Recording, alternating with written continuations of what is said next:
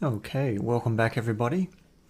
I'm just going to take a few minutes now to do a bit of a review and some of my thoughts about rendering with MatrixGold. First thing I'm going to do is I'll open up the images that we've done. I'm going to open up the original images. Let's have a look at these. So this is our 4-claw solitaire. It's not bad. We've got a bit of a gradient going on in the back there, and I'm confident with a little bit of tweaking we could get rid of that and just have that on more of a sort of a solid white background. Again, not bad. And one of the things I've noticed is it's definitely all about the environment. I mean, those HDRI maps that we've used, those environments have made such a big difference to the models, to the rendering that we've used. And when you look at what we were first using, the results that we first had, they were kind of really lifeless, and I think we're getting a lot more life back into these, and that's the biggest thing I can stress is the environments make the render. Obviously we've spent differing amounts of time on the models themselves, and for these ones, if you're presenting these to a client, they'd be absolutely fine. I've got no hesitation saying that, you know, if you were to present these to a client just to get a quick approval for a one-off individual design, then these will be more than adequate. And, you know, we spent a minimal amount of time just bending the claws of this particular design over and filleting off some of those hard edges. And I think the results really do sort of speak for themselves. So a combination of the preparing the model and the environment setup, and those were a couple of quick things that we did. Obviously the materials play a big part as well, but for simple designs like this, the materials are quite straightforward. You know, it's just metal. We just got like a grey and diamond background. We didn't really worry with. That was just a diffuse white. So, you know, even in this image here, we're getting this sort of this star pattern coming out. We're starting to see that present with the those arrows, the hearts and the arrows, or at least the arrows there. So I think we're getting really good results there.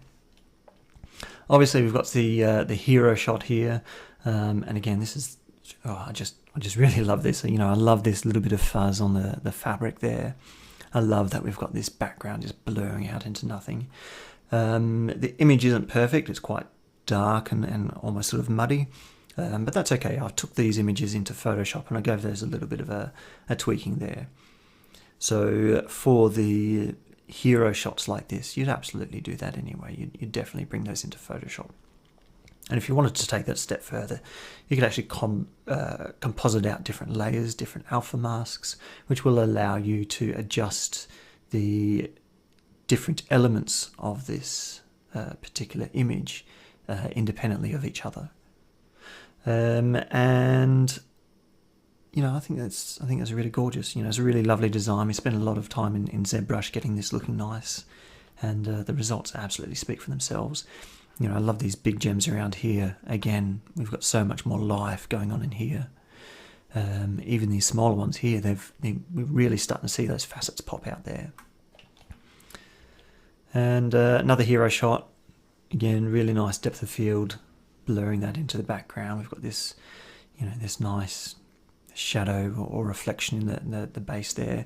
All of these little where we've microclawed, we've spent that time in ZBrush sort of beading those up. I mean, they really look nice, especially if you compare that to perhaps that trellis ring that we've got, which will come up next.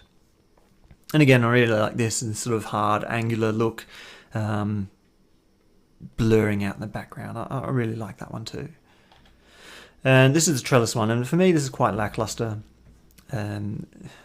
We are starting to bump up against the limitations of the Cycles render engine, and you know that some of the things here.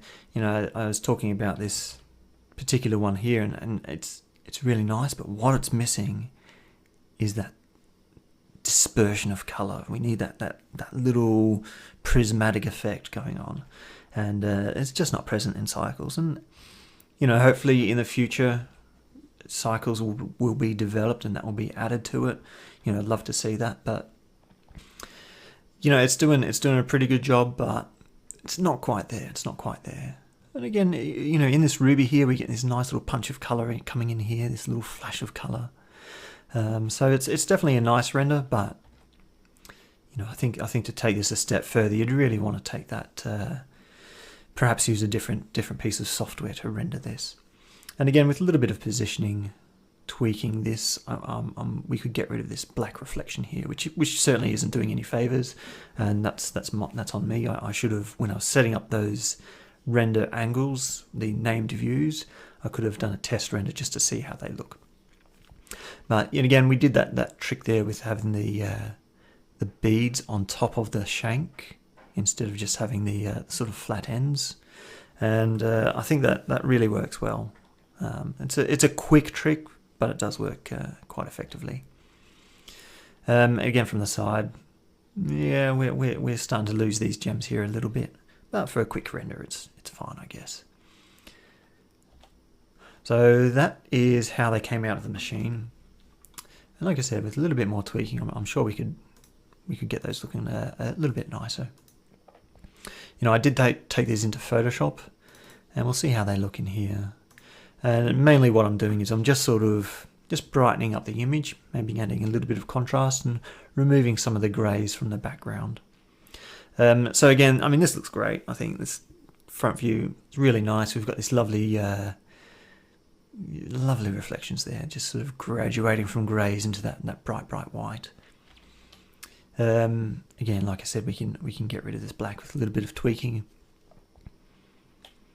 That side view, that's perfectly fine. You know, this particular design here, you know, that rendered quite well.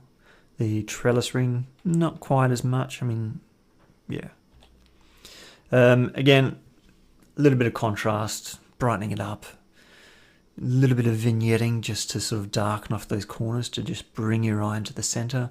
Didn't have to do anything with the hue or saturation at all. I think we were getting really nice colors out of that sapphire there. Same with this, we got this nice sort of punchy gems here. Being a hero shot, I do see a little bit of grain, a little bit of noise in there.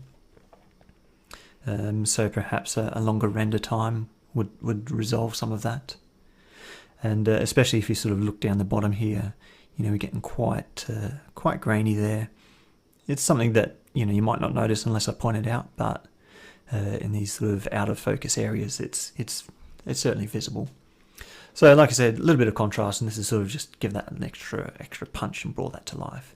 We are certainly missing that dispersion in the gems though. And that guy there, again, I really like that one. It's just quite nice, I think. And then the trellis ring, perhaps a bit more work with the metal there. The yellow is looking a bit sort of bland. You know, these scallops, they're fine for a quick render to show a client. But you know, with different software, for example, V-Ray has edge softening, and I'll talk a little bit more about that. But what it does, it just sort of automatically softens off all of these hard edges here, and it just makes it look so much more realistic. It's just a little something you add to the material and just gives this extra realism quite convincingly. Especially in these areas here where we split the claws, you know, with a little bit of edge roundening, we'd get a much better result there. Side view, we're starting to lose those, definitely. And top. So yeah, I mean, Cycles is a great render engine, and it does some things really, really well, but it's perhaps not the best render engine for jewellery, refractive gems, things where we need dispersion, we've got transparency. We can get really good results, and like I said, it's all down to the HDRIs. So, you know, there's sort of maybe 3 or 4 things that we really look at. You know, the first is the model itself. And this particular model looks great because I spent a lot of time on it. This one as well, you know. So definitely the model, how you prepare your model, how you cut things away, thinking about those sort of things. That's definitely step number one. Step number two is the materials, and they're pretty easy. You know, at the end of the day, it's just shiny stuff, really. Shiny stuff and transparent stuff. Building up these cloth backgrounds, you know, they take a little bit more work, a little bit more tweaking. But you know, there's a whole bunch of presets that are built into to cycles that you can access through either MatrixGold's interface or the Rhino Cycles interface, like we did with some of those with creating this cloth. So definitely the model itself, the materials, the HDRI, and then you know, this bit of post-processing of taking those into Photoshop. So those are the sort of the four pillars of getting a great looking render. Now it comes to the point where I say, would I render in MatrixGold? And the answer is no. I wouldn't render in MatrixGold.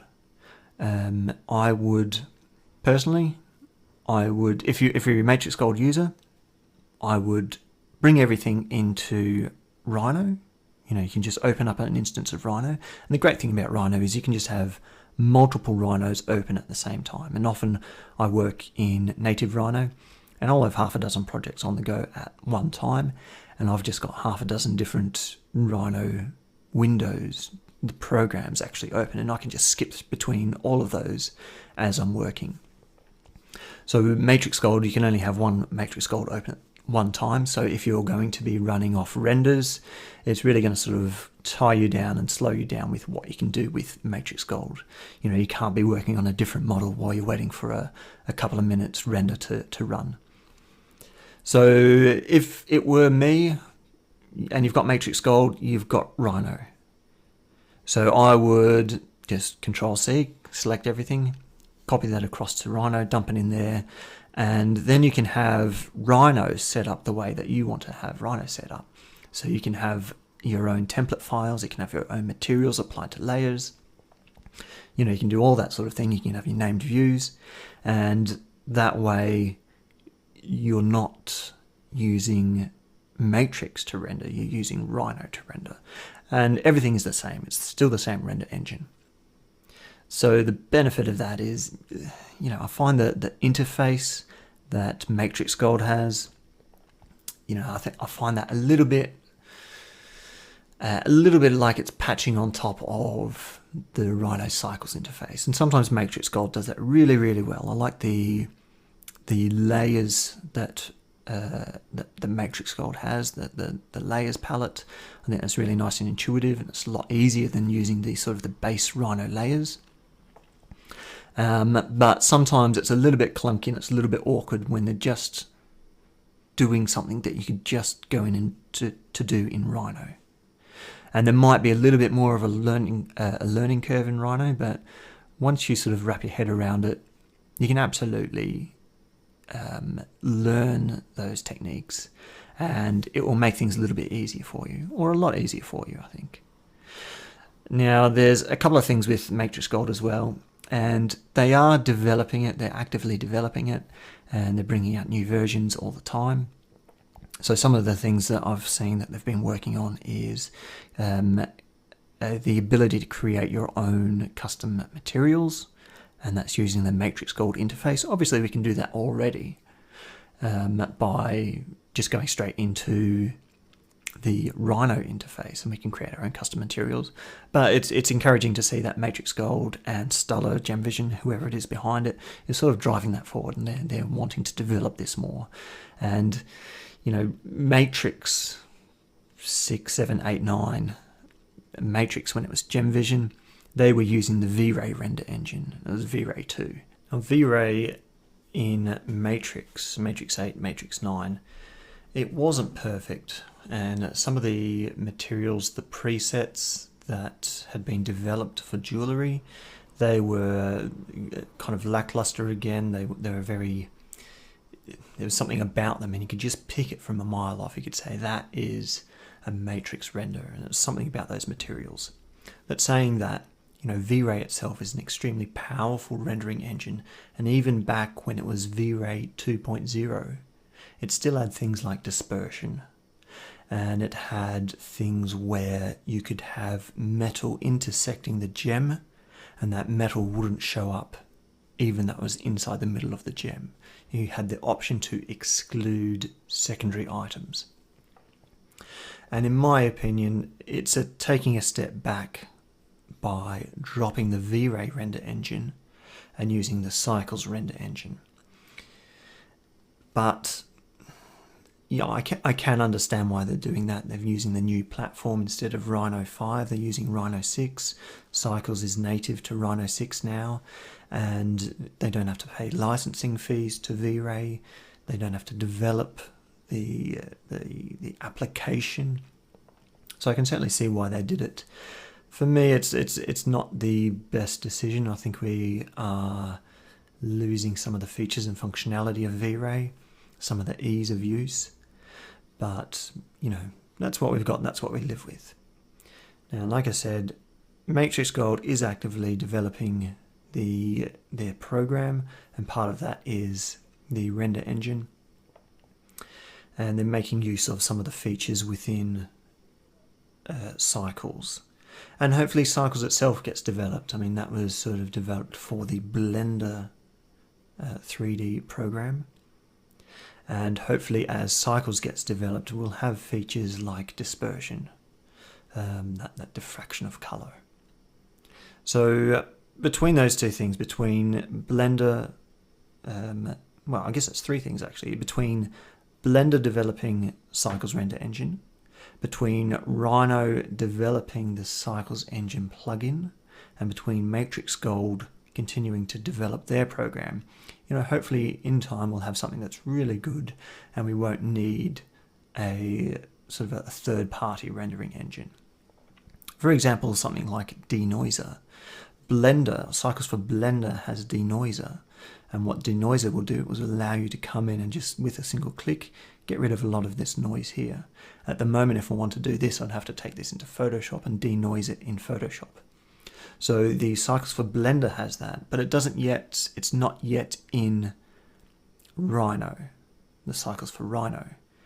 But the Rhino, the McNeil development team are developing the denoiser feature in Rhino 6 and Rhino 7, presumably.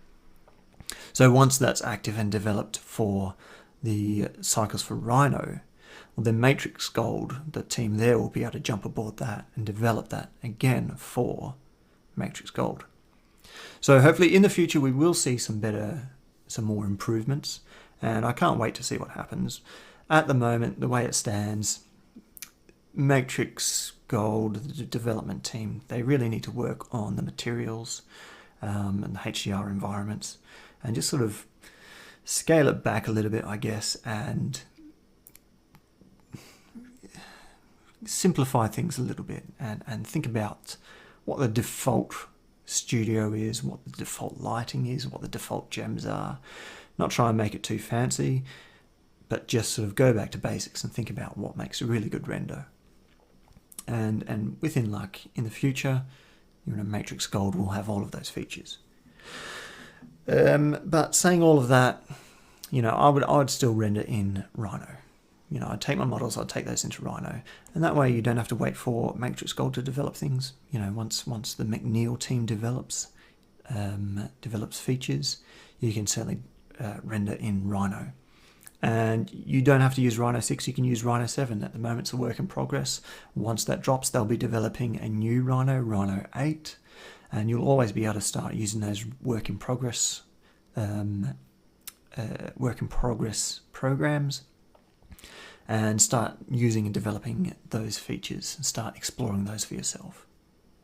So personally, I would render in Rhino, which I already do, and I would use a third-party rendering software. My primary rendering software for day-to-day is V-Ray, and I've got that installed in Rhino, and that's something I use every day, and I get great results. So to sum this up, we can definitely get great looking renders with MatrixGold, but not the best looking renders. For ease of use, we can render in Rhino, and we will get the same render quality. And if you want to take that a step further, you want to be looking at a third party, either something like a Keyshot, V-Ray, Maverick, one of those guys. So I hope this has been super helpful for you, and it will be worth your time going and having a look at the Cycles for Rhino chapter of this course. And there'll be things there where you can pick up different tips and tricks. Thanks for watching, and I will see you in the next module.